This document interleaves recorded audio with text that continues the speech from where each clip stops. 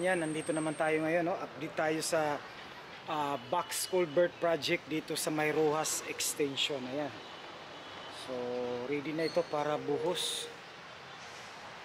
So ito yung set, no, dito sa labas papunta dyan sa may highway. Ayan. So pupunta tayo doon sa loob para mag-update at saka samahan nyo ako mga kapatid, no, dyan sa mga Roel P. And don't forget to subscribe, like, and share, no. Ayan, so weekend natin sa update dito sa magiging Times Beach, no. One day itong Rojas extension, no. Talagang 4 lanes ito, talagang one day madidevelop ito one day.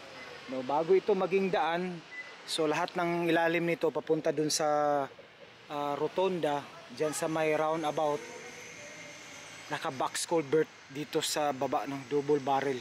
So dalawang set yan para sa open sa tubig kanal, no. Ayan. Ayan, no? So ito na yung mga may bahay pa, no. Ito hindi pa, may mga mangilan-ngilang bahay na lang hindi pa na dito.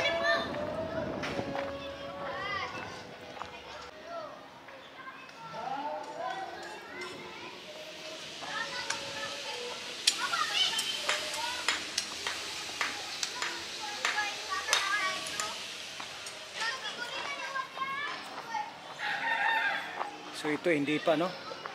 So dito nagiba na. Ito hindi pa, no, may dalawa pa dito.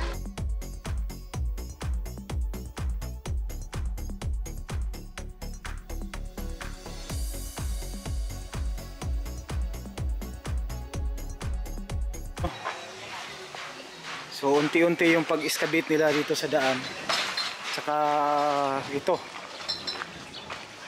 Another set dito.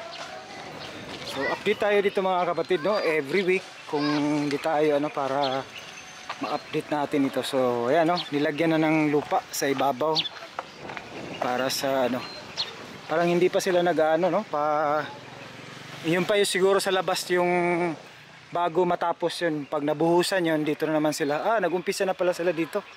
Kasi ito yung next set. Bali dalawa kasi ito, double barrel, double set. Ayan.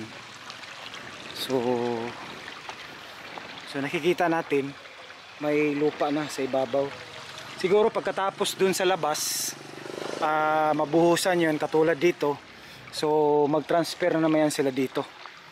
So dito na sila maghuhukay sa pangalawang set yan ng box culvert double barrel.